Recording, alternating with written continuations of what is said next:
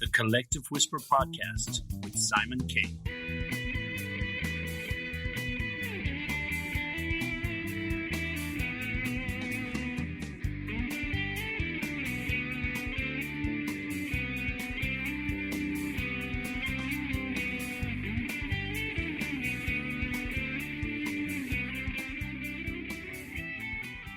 Hello and welcome to this week's episode of the Collective Whisper Podcast. I am your host, Simon K, and we have a very special guest for you this evening. We hope you guys are all good out there in the world and everything is going great for you. And before we move on to the guest, I'd just like to remind you, please follow and support the show wherever you see the like, subscribe, or whatever type of button you see. Thank you very much. We appreciate the support and we hope you're enjoying the content so far. So today, I'd like to welcome Lenny DePaul. Lenny DePaul was promoted to the position of Chief Inspector Commander of the New York, New Jersey Regional Fugitive Task Force in February 2007. One of 7 regional task forces managed by the Marshals Service, the New York NJRFTF is made up of more than 300 criminal investigators from over 90 federal, state and local agencies in the 2-state area. Since its inception, the task force has made more than 75,000 arrests. One of the original members of the RFTF when it was established in May 2002, Commander DePaul served both as the Deputy Commander and Supervisory Inspector with the task force prior to his promotion to Commander. Prior to that, he spent 12 years in the Warrant Squad for the US MS Eastern District of New York.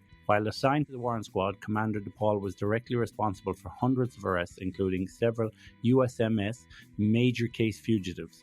He also participated in the investigation of 3 USMS 15 most wanted fugitives, all of which resulted in arrest. During his tenure with the USMS, Commander DePaul has received numerous Special Achievement and Special Acts awards and was named the Investigator of the Year by the Federal Law Enforcement Foundation in 1996. In 2009, he was honored by the Federal Law Enforcement Officers Association as a result of the exceptional efforts of the USMS RFTF program. He also received the 2009 Attorney General's Award for Excellence in Law Enforcement for his contributions to the reduction of violent crime. Commander DePaul supervised and coordinated a wide range of professional training for state and local law enforcement partners who participated in the task force and also assisted in training U.S. military Special Operations Forces with respect to manhunting in the military. Prior to his employment with the US Marshals Service, Commander DePaul served 6 years with the United States Secret Service. During the Reagan Administration, he spent 3 years assigned to the White House, where he was responsible for protecting the President and the First Family and the White House grounds. During his last 3 years with the USSS, Commander DePaul was assigned to the Foreign Missions Branch, which is charged with protecting foreign diplomats within the United States. A native New Yorker, Commander DePaul was born and raised in Utica, New York. Shortly after graduating from high school, Commander DePaul joined the United States Navy, where he served honorably for a total of 8 years with 5 on active duty. During his Navy career, Commander DePaul was assigned to an amphibious assault group within the 7th Fleet Naval Station, San Diego, California. Lenny DePaul was the lead in a hit series on the A&E network titled Manhunters Fugitive Task Force, appearing in over 60 episodes during their 3 seasons of filming. He was cast as a deputy commander in charge of operations for a CBS show titled Hunted in March 2017. He was also involved in a History Channel show titled Hunting Hitler, which ran for 3 seasons. Additionally, Lenny has acquired his private investigator's license in the state of New York and has opened a PI consulting firm providing executive protection and building security. So welcome to the show, Lenny DePaul. How are you? I'm doing well. Thanks for having me. It's a pleasure. As I was telling Lenny there before, I had seen Lenny for years on different shows, and then I saw him again lately, and I thought, okay, perfect candidate for the show. This is the kind of guest people love to listen to, you know? No, that's great, and I appreciate you having me on. I've had a career with the United States government for about 35 years, so they owned me for a long time. So I'm kind of supposed to be retired, but it's not working out too well. You are, am I right in saying that you're like still a PI, or has that retired from that too? No, I have my PI license here in the state of New York. I do some work in executive protection and trying to help people find, their teenagers that are on the run or whatever. But, I do a variety of different things. I'm involved with television shows, consulting work, and, it's been interesting. In fact, this whole week, there was an escape out of a prison in Alabama. So I've been on and off with Fox and CNN and some of the major broadcast news channels trying to figure, but they just got captured last night. So it's been a hectic couple of weeks. Wow. And it's interesting, actually, you say that, because not so long ago, myself and my wife were watching that Escape at Dannemora. That was in New York, wasn't it? Or near upstate New York. Upstate New York. Yeah, that was quite interesting. Did you have any involvement with that case? I did. I knew Sweat and Matt are the two guys that escaped, and then one of them was shot and killed. But I was involved in that, and we kind of had a pretty good idea that they stayed local once that whole plan got foiled with the woman that helped them escape.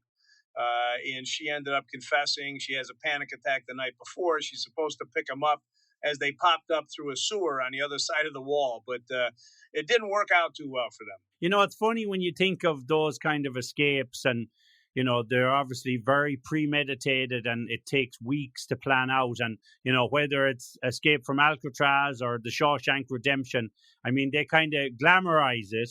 But at the end of the day, once you leave those prison walls or through the sewers or whatever, and you're outside, it's kind of you're open game then, because the problem is that you probably don't have a weapon on you, but you have people chasing you who are armed, and, you know, they're expecting that you are armed because they don't know otherwise. Well, correct. I mean, any escape case, I've worked several of them over the years in the fugitive business, but, you know, they have a great game plan, you know, figuring out how to get out, you know, get outside the prison. But once they get on the other side of the wall, it's like, okay, now what do I do?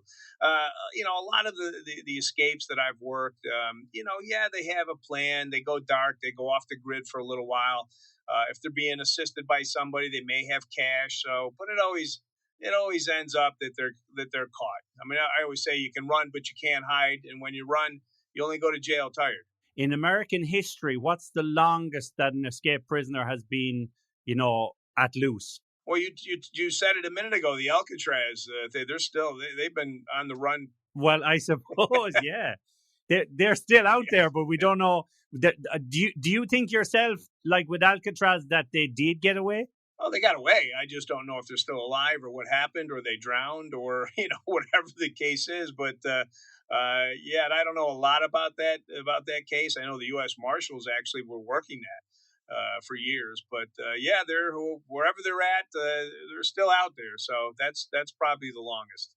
Yeah, because that is kind of a different scenario, because obviously in San Francisco Bay that was their biggest adversary, and the point is that for the marshals, or, you know, whoever was investigating at that time, they were thinking, well, where do you start? Because if you have no trace of them coming out of the water, like, does the search end in the water? That's the problem, isn't it? Well, it is. And I mean, you're certainly looking at them, but back then there was no digital footprint. There was no, you know, cellular intercepts and technology that existed today. So it made it a little bit difficult, obviously. You know, you want to look at everybody, tear their worlds upside down. We call it who's who in the zoo. A trusted circle of friends is very important. So as a criminal, as a fugitive investigator, you're putting that puzzle together, connecting the dots, and, you know, you're looking at everybody. So, but obviously they're, you know, whatever they did, whatever plan they had, worked. So they're still out there. Not sure if they're still alive, but yeah. That's it. Yeah, there could be a distant memory whether they made it or not. So we'll come back to the manhunting and later on in the U.S. Marshal job, but let's go back a little bit. You know, I like to go back kind of and stuff. So you were born in Utica. Is that how you pronounce it? Utica. Utica, New York, which is central New York. Correct. It's in upstate New York. Yeah, it's kind of between Syracuse and Albany, isn't it? Correct. Exactly. It's right dead center, central New York. I lived upstate with my family. Actually lived with my grandmother, and sadly she died in my arms at the age of 14. So when I turned 17, I ended up enlisting in the United States Navy. So I did 5 years active duty in the Gator Navy, which is an amphibious assault group. I was out for 5 years out to sea. I left there and I was walking down the pier with my sea bag on my shoulder, and I looked around and I said, well, that was fun. Now what? I had no idea. I had no idea where to go, what to do. Ended up back in New York. I was working construction and doing a home improvement job in the Maryland area around DC. And I ended up putting windows in a guy's house who was an instructor at the Secret Service Academy. Great guy. His name was Danny Ceciris from Brooklyn, New York. And he said to me, he said, well, we were in conversation. I said, what do you do? He says, I work for the Secret Service. I'm an instructor at the academy. And I said, what's the Secret Service? I had no idea. And he had said, and he explained himself and whatnot. And I said, well, I'm an uneducated military guy, but and he said, well, you can apply for the uniform division within the Secret Service. You don't need a college degree. You got a great background. He said, why don't you put an application and see what happens? So I did. And about a year and a half later, I got a call on a Thursday afternoon from the recruiting folks at the Secret Service headquarters and said to me, we got good news and we got bad news. And I said, well, what is it? They said, well, the good news is you've got the job. You've been hired. The bad news is you start Monday. I said, well, hold on a second. Wow. And I got, yeah, okay, I'm good. I'll take the job. So, is there one central Secret Service training? Say, is it like similar to where the FBI train, or where is the central location for training? Well, no, the FBI, DEA, their training camp is in Quantico, Virginia. We have a training camp in Beltsville, Maryland, but everybody goes down to the Federal Law Enforcement Training Center in Glencoe, Georgia. Okay. That's like except for the FBI and the DEA. Every other federal agency, that's their training camp. But we go down there for criminal investigator courses and whatnot. But then I go back to Beltsville, Maryland, for the Secret Service portion of the training, which is another 9-10 weeks, I believe. So it's an intense training. The US Marshals Service, they stay in Glencoe, Georgia for 4 months. They don't have a training camp locally anywhere. So I've had my share of the federal law enforcement training camp for over the past 30 years. I can imagine. And obviously you said there the amphibious assault unit. What was the name? The Gator Navy, yeah. The Gator Navy. The Gator so Navy. was the amphibious assault unit, were they kind of similar to the Navy SEALs, or was it specialized training? It was like an arm of the underwater demolition teams back then, or Navy SEALs. It wasn't, we weren't SEALs, but we supported them. We had teams on board the ships that I was on, which is all amphibious assault ships. So we worked with a variety of different groups. The Marine recon teams were on board, and we would do just that. Amphibious assaults. We would hit the beach and clear the beach and clear it all for everybody to come in and fight the wars. So, but I was in during peacetime. It was after Vietnam, and we weren't. It was peacetime, which was kind of a blessing that nothing happened in the 5 years that I was in. So, but you play a lot of war games, and you. I was overseas for a year and a half in the Far East. We were home ported in Olongapo City in the Philippines. That was interesting, being in the Far East. I imagine, obviously, you were based out of San Diego, no? Yes, the 7th Fleet, San Diego, California, correct. San Diego there a few years ago, and I went to a tour around some of the naval ships and the carriers. And it's amazing in San Diego, isn't it, with the Navy there? There's such a feeling of the Navy in the city, isn't there? It sure is. It's all Navy, especially back when I was there. Now I love San Diego. They have that gas lamp district or whatever, and there's a lot going on there. But back in my day, when I was out there, it was all Navy. Everybody had short hair. Everybody wore uniforms. So it was kind of hard to dodge. Were you in the military? No, I'm not in the military. Of course you are. Yeah, so of course. So tell me then, with Secret Service training, because you see the Secret Service obviously in movies and some documentaries when they talk about JFK and Reagan and all these things. So is Secret Service training very different from, let's say, FBI Quantico training? Is it because you're obviously working as a bodyguard and it's close quarter protection rather than solving crimes, even though you probably do that in some instances? So the training is probably very different, no? Well, there's two different types of training within the Secret Service. You have that protection side where you're doing assault on a principal training and motorcades and things like that, all executive protection. And then you have the criminal investigator side where they investigate credit card fraud, forgery, computer fraud, things like that as well. So there was two different sides to that. Special agents within the Secret Service do the investigative side and the protection side. I started with the uniform division, which was all protection. In fact, I was at the White House with President Reagan right out of the academy for my first 2.5 years. Inside the White House, around the White House grounds, working all protection, going out on details. I came on in 1984, so it was after President Reagan was shot by John Hinckley. So he wasn't traveling much, but then the re-election came around. He started to travel again, and we hit the road. We didn't unpack our suitcases at that point. But yeah, so it was interesting. I mean, being at the White House with President Reagan, and here's a guy from Hollywood, right? So he would love to, let's say, like when a head of state would come into town, they would do their business in the morning in the Oval Office, and then at night they would have a state dinner. So I would always put in to work overtime because he would invite the who's who in Hollywood, to the party. So I got to meet a whole lot of people, from Frank Sinatra to Raquel Welch to Jimmy Stewart, Chevy Chase. There's a laundry list of people we met over the years with his parties. But President Reagan was a great man. I mean, he had this aura about him. When he walked into a room, he just glowed. Forget about politics. I mean, as a person, very personable and a funny guy. I mean, a very funny guy. Yeah, he was a character. You could always see that. And, it's kind of, I suppose, when anybody from the acting world goes in, I suppose that's why a lot of people kind of, even though it's not possible, we're hoping someone like Arnold Schwarzenegger could run for president, because when you have that person with that kind of character and is involved in that, sometimes they go together well, don't they? Sure. Yeah, no, they have to. And then, there's politics, obviously, and they surround themselves, hopefully, with the right people and so on. But President Reagan, being from, Hollywood and show business, he had the best of both worlds. And Margaret Thatcher, Gandhi, Gorbachev, Princess Di, didn't matter. Whoever, he entertained, they liked the guy. Putting aside politics, it did. And he got along very well with, like, Tip O'Neill, who was the Speaker of the House. Different sides of the aisle, but they go to dinner together. So you don't see that anymore. And I think that's what we miss, especially in this country. Yes.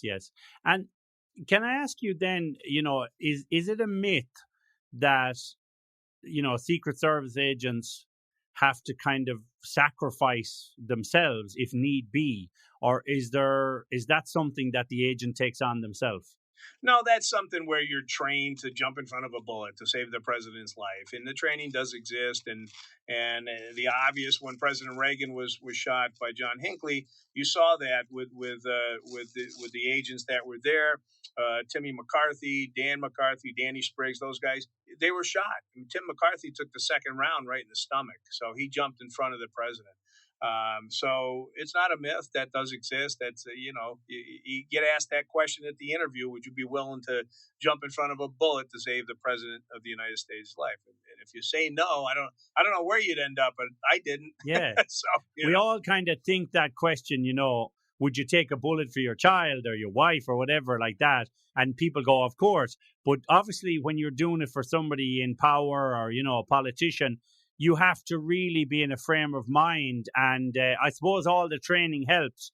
But I can imagine, though, as well, for Secret Service agents who have been shot in the line of duty, maybe then they are not, I don't want to say damaged goods, but it's harder to do that again, no? I would think so, not having been in that situation. But Timmy McCarthy came back. He was promoted. In fact, he was put in charge of the First Lady's detail after he healed up and came back. I've been in shootings, several, with the US Marshals Service, and it's all about training. It's all about muscle memory. When you're engaged in that type of life-threatening situations, you react accordingly, the way you've been trained. In fact, if you talk to anybody that's been, in a shooting or in a life-threatening situation, they'll tell you, I don't remember what I did. I just reacted. So it was, it's all muscle memory at that point. So getting back on the horse, so to speak, jumping back in the saddle, I mean, it never affected me. It's the old adage, if it doesn't kill you, it makes you a stronger person. So, I never had a problem with it. With respect to the Secret Service, I was never obviously in that situation, but I know guys that were, and they came back. So, it's got to be tough. It's got to be tough because I can tell you, there was many nights that I popped up in the middle of the night with cold sweats, thinking about how I almost got shot and killed this morning at 4 o'clock, and so that affects you that way. You talk about PTSD in the military. The job I did, knocking down doors for a living for 3 decades, chasing violent predators. That'll get to you after a while. But yeah, because I was even watching that. As I said, I watched bits and pieces of the Manhunter over the years, but now I've just started the first season there a few weeks ago, and I was watching that episode where Pep, Peppers, yeah, and he was looking for this guy Latif, but one thing I was thinking to myself, that one stage they were going out and he said, I don't have my vest. And then it didn't happen. And then later on they had their vest. But even though they have the vests, why do, let's say, marshals or people in the line of fire, why do they not wear any type of protective helmet, like, let's say, the military? If I'm a violent criminal, and I know, for example, the cops have vests on, I'm sure there's headshots tried, no? Well, you're right. And with respect to what I did for a living, what the men and women do that are downrange every day, chasing violent people, you have to put this into perspective, because it's not all about kicking doors down and being confronted with a weapon or being shot at. You're out there doing interviews, you're out there sitting surveillance, right. You're out there doing a variety of things. So to be in full battle regalia, which we do have and we do train in, it's a little cumbersome, if you're in it all day long. Now, if you got somebody in your sights and the noose is tightening and you're hitting a specific location, most of the time nowadays you've got ballistic shields, you have ballistic helmets, the appropriate body armor that you should wear, when you're out there. So, it is a little difficult though to knock on a door and talk to mom with a helmet on and, of course, and a long gun, and it's a little intimidating at times. But then again, that fugitive could be in mom's back bedroom, and you're next thing you know you're in a gunfight. So it's a tough call, but I understand what you're saying. The people that do the manhunting of the world, they're trained to be SWAT team people. They got to be Q&A people. They got to know how to interrogate people. They got to, so it's that well-rounded investigator in the fugitive business that you become. So, you're a SWAT guy. You know how to make entries. You can do a room clearing. You're very proficient and effective with a weapon. You train all the time. I was a huge proponent of training. We have a training camp in South Jersey that I had 360 full-time investigators, 90 different agencies, and I made it mandatory that they trained, at least once a month or after they were involved in a critical incident. So, it's all about training and utilizing the equipment that you're afforded. I know you boxed in the Navy. I think you were light heavyweight, no? And so obviously, yeah, I was. Yeah. For some of the agents, have martial arts training, and I come myself from a martial arts background, so you can see how any kind of tactical martial arts or any kind of training like that could also help you in those situations, even though you would rely on the weapons more and being armed. But I'm sure you have situations where the tables can turn, even just detaining somebody, and that training comes into a use, doesn't it? It definitely does. The defensive tactics training that we use or that we've been through in academies and our training camps, de-escalation is a big word. Pulling your weapon is the last resort in a deadly, when you're confronted in a deadly, life-threatening situation. But Chinese Kempo, Japanese Shotokai, different martial arts that we're trained with and whatnot. It's all on the defensive side. The weapon, like I said, I would always make a joke like, hey, they got away with that martial arts stuff. They did away with that when they invented gunpowder.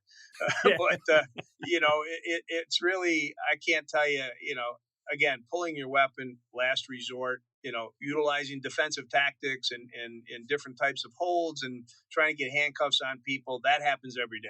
I mean, of course. So you have to know what you're doing in that world. Definitely. I worked for a good few years in security and bouncing and this on door work. And the thing is, what you realize when you start doing it is that your ordinary person who's drunk, whether it be a man or woman, is pretty feisty. But when you get somebody who's high on something or totally wasted, it's a different thing. And I like, obviously, with PCP and all these kind of things, you get people who you could be going to somebody's door and you don't know what condition they're in. And you might think it'd take one or two to detain them in your case, and maybe you need more. So you never know what the person is capable of, do you? Well, I've seen people that have been shot several times and still kept coming because they're high on whatever.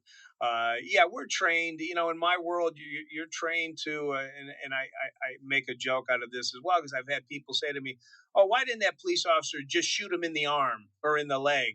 I'm Yeah, and it, I can only laugh. I laugh, but I understand what they're trying to say. But our training, especially with firearms, it's two to the chest, one to the head. If you're going to pull your weapon, yeah, you don't aim that at anything you don't want to kill or maim, or destroy. So, we're trained, we're trained to do that, and rightfully so, because if you do pull your weapon, it's a life threatening situation. Most of the people, 99.9% of the fugitives that we chase are violent predators. I mean, these men and women have 6 to 8 prior arrests, and they're pretty violent people. So terrorists, murderers, rapists, arsonists, gun runners, drug runners, the worst of the worst. So you have to be prepared. You have to train. yeah. And I can imagine as well when somebody goes on the run and, probably like you can explain this process more, but I would imagine they break their bail and, there's a warrant out for them and then they keep running. But with these violent criminals, is that the same thing, or is it that they have evaded capture? What's the usual process for a violent criminal? That depends on the case. I mean, let's take a DEA, a drug enforcement indictment warrant. Somebody's been indicted for narcotics trafficking or whatever. Those type of warrants, they usually know they're wanted and they're gonna go dark. I mean, they're gonna try to elude capture. Yes, there's probation, parole violators, but the underlying charges could be significant. It could be attempted homicide, it could be bank robbery, whatever. When you're chasing these people, you don't know what they did the night before. They could have robbed the bank the night before, even though they're only wanted on a simple parole violation. It's a federal case or a state or local case. But you have no idea what they did the night before. The point is, treat every one of them the same, because until Right. until they're confronted. If you respect us, we're going to respect you. It's as simple as that. I have gone after people that have, triple homicide suspects that just throw their hands up and say, "Oh, you caught me. I'm sorry." And then I've gone after probation violators that'll get in a gunfight with you. So you got to treat them all the same. You really do. And when push comes to shove, you better be prepared. Or like I say, when the defecation hits the ventilation, you got to know how to react. Yeah. And like as I was saying there, when I was watching that actual particular show with Pep, and it was interesting because they thought one guy was the guy and he wasn't, but they ran him anyway. So they called it in and then he was wanted on a warrant. So I can imagine you get that a lot of the time, no? Oh, it happens all the time. Absolutely. I've chased people. I've hit door. I hit a door one morning going after a bad guy, and I heard all this rustling going on. We get in, we clear the. We don't see the guy, and I look up, and he went up through a vent onto the roof in Brooklyn, New York, and they're attached homes, and he's running across the rooftop. He gets to Okay. the end. He gets to the end. He's 5 stories up, and he jumps and lands in a pile of wood. He survived, but he made it across the street, and his bones were coming through his legs.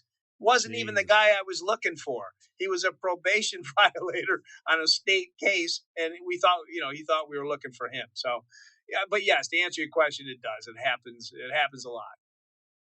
Yeah, I can imagine because the thing is, when the 5-0 arrive, people just think they're here for me.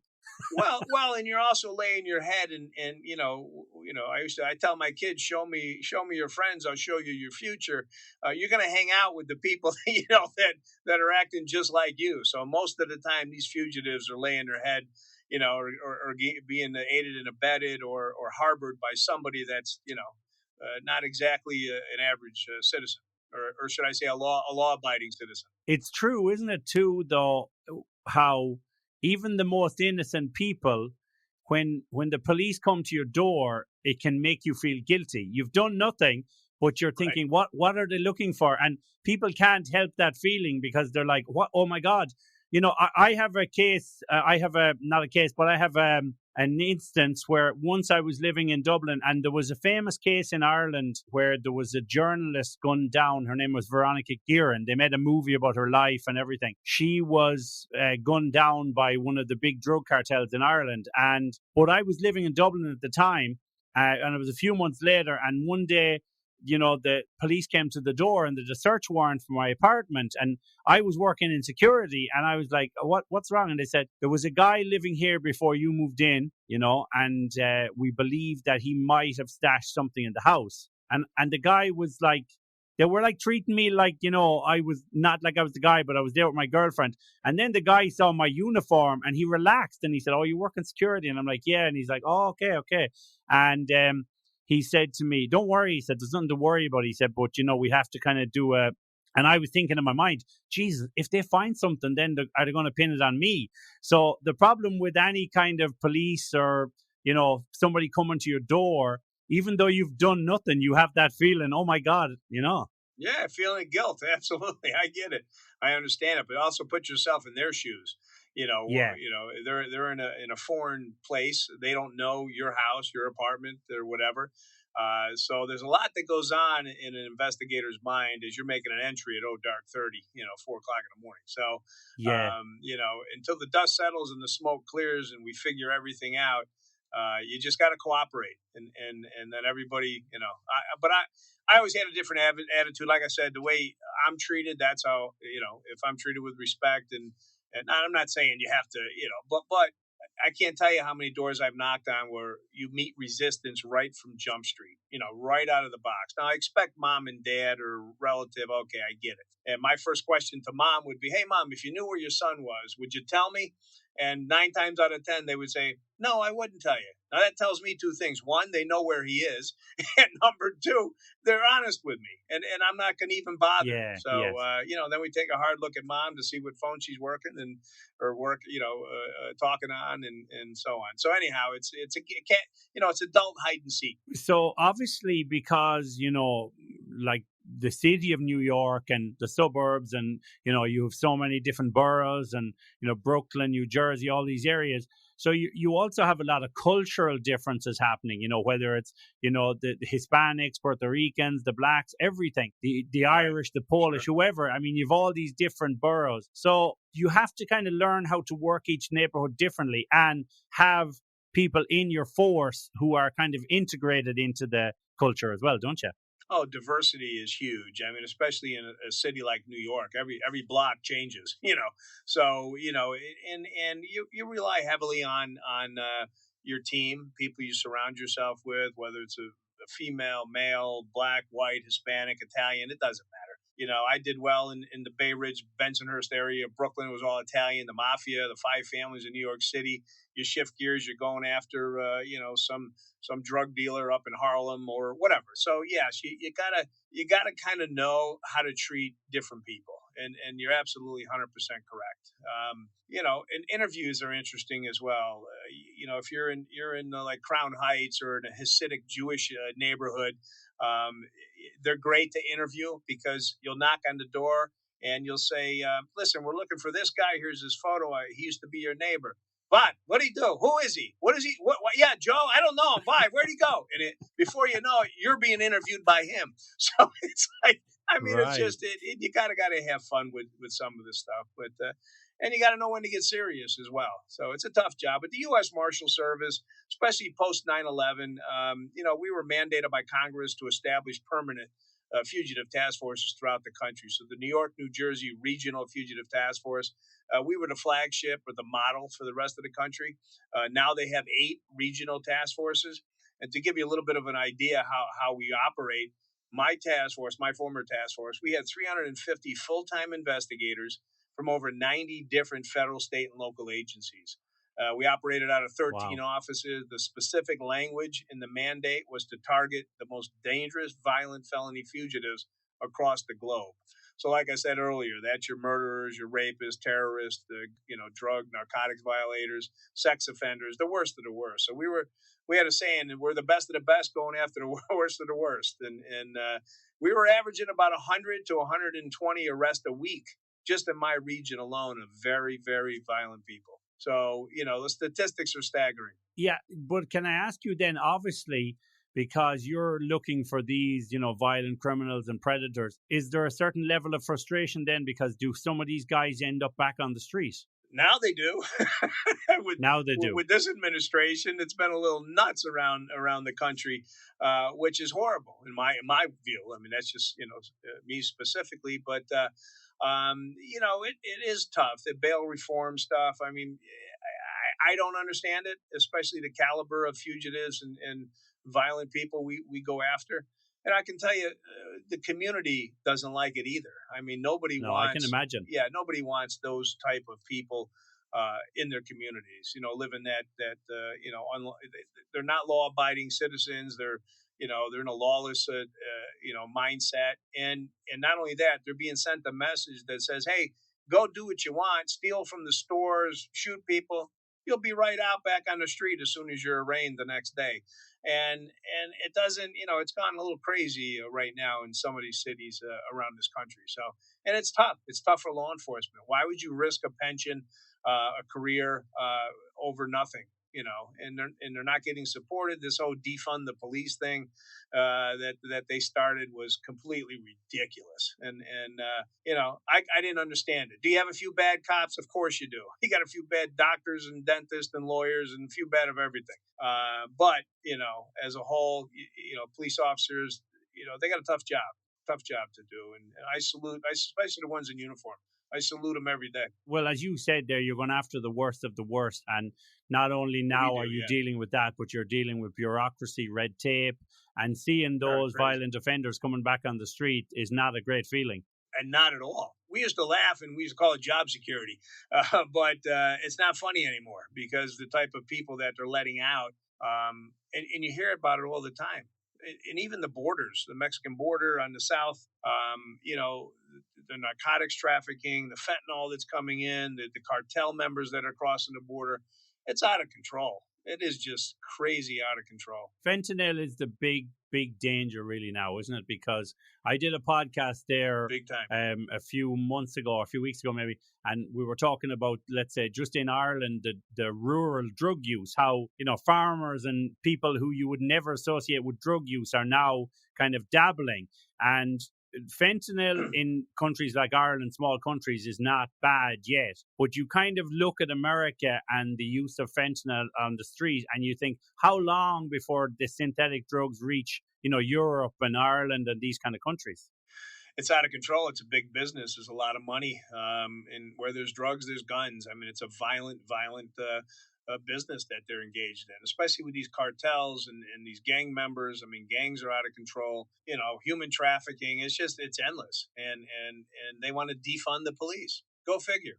Can I ask you then, when you see, let's say, any US Marshal, are they exclusively a U.S. Marshal, or are they working as a police officer and then they do shifts as U.S. Marshal, or do you get promoted to a U.S. Marshal? No, U.S. Marshals are, it's the structure of the agency. We fall under the Department of Justice. Okay. The four main agencies are FBI, DEA, ATF, and U.S. Marshals. We're somewhat of the redheaded stepchild in the Department of Justice. We have about 4,000 deputy U.S. Marshals. The FBI has about 30,000 agents. So the size comparison, but we do more with less. The fugitive business, and there's, let's put this into perspective, Simon. The U.S. Marshals is the oldest federal law enforcement agency in this country. George Washington appointed the first 13 U.S. Marshals in 1789. So in the job description back there is pretty much the same as it is now, except for we're flying, jet planes and not riding horses, although they are riding horses in some areas around the country. But we're the oldest federal law enforcement agency in this country. It's such a storied agency, and the stories behind it, from Wyatt Earp to Bat Masterson to Bass Reeves. I mean, historically, it's a great agency. I'm proud to be a member of it. What's unique about us? is credentials that I held with the Secret Service. You had a specific language that was in your credentials, protection of the president, whatever. The United States Marshals Service, our credentials read to enforce all laws of the United States. So very specific. There's a variety of law enforcement that we do. But to answer your question, with respect to the task forces, we'll bring on state and local partners. We'll deputize them for 2 years, as long as they're working, on our fugitive teams. They're deputized U.S. Marshals, pretty much giving them the same authority that I have, jumping on airplanes, crossing state lines or whatever around the world.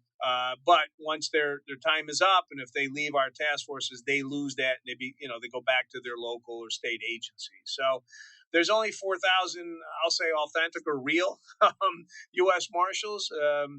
And these other deputized, they're state or local detectives or sheriffs or whatever that help us out. But it's a joint effort. It's that force multiplier that really works well. I wish we had these joint task forces years ago when I was working fugitives, because it just makes life so much easier when you've got a parole officer, a DEA agent, a local officer, a probation officer. Everybody brings something to the table. Corrections, they'll tell us who visited the guy in jail. Parole, what do you got on this guy? What did he do, or this girl, over the past? Who visited him? What were his addresses, that last known address or whatever. So everybody brings something to the table. It's a joint effort, and it's at the speed of the internet, which helps a lot. So when you're on the run, timing's everything, as you know. The thing about that is what's really good is, like, as you said, with local law enforcement, if you have people who are on the street and have their informants and have their people, they are going to be a valuable help to your team. Oh, big time, valuable help. And they're trained like we are. It's one thing when you're making an entry at O Dark 30, you've got to know who's on your right, who's on your left. You have to be tactically sound. And we afforded all that state of the art equipment, manpower, money.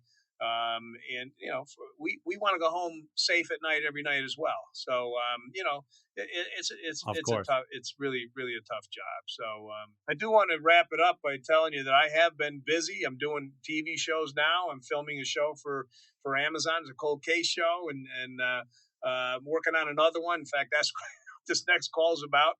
And here's what I'm doing. My wife decided she's in the fashion business, so she wanted to put our heads together. So we're opening up, or we're actually launching a tactical clothing line. So you get a chance, I want you to hit a website. It's called odark30.com. I saw that, and it's quite interesting, because that's saying Dark 30. I didn't know what it meant there, but once you were using it during the interview, I went, oh, that's what it means, Dark 30. It is, yeah. So it's the letter O, odark30.com. We've got some hoodies and shirts and hats on there now, just for brand recognition. But we're launching a full line of tactical boots, coats, hat, you name it, we've got it. Besides, like, the other TV work you've done, Hunting Hitler, Hunted Manhunters, what is there new stuff you can talk about, like shows coming up? I'm doing a show on Amazon. I just launched a couple of shows on Fox Nation, which is a paid subscription network. I did a show called Who Really Shot Abraham Lincoln. I was the lead in that. Okay. I narrated that. That's out streaming right now. Did a couple of shows with Nancy Grace on Fox Nation. I'm doing a show for Amazon. It's a cold case show that I have the lead in. It's pretty interesting. Right now we're doing the Black Dahlia case. Elizabeth Short, she was murdered back in 1947. Very interesting case. So that'll be coming out hopefully by the end of the year, at least the pilot in the first episode. So I'm staying busy, and I got a couple of things on the burner as well that we're working on, and with the US Marshals. I want to do somewhat of a Manhunters, but we're working on that project as well. So like I said, I'm supposed to be on a golf course in Florida. I'm retired, but not working out too good, Simon. No, well, I mean, that's good.